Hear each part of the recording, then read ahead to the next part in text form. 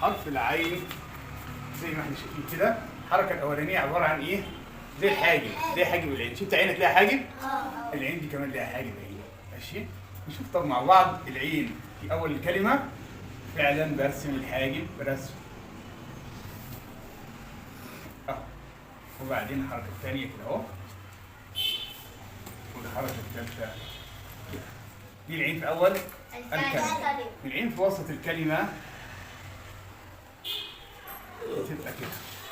العين في اخر الكلمه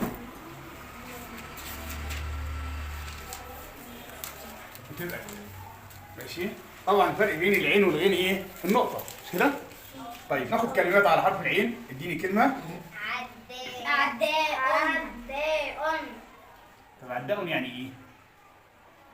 يعني حد بيجري بسرعه.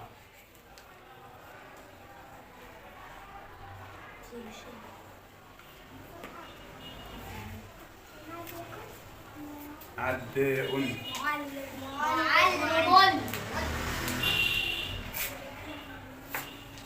العين الوسطيه معلم.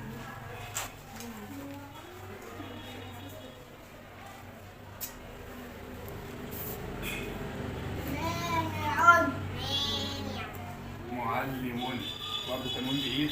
بالضم. بالضم. يلا الكلمه كمان.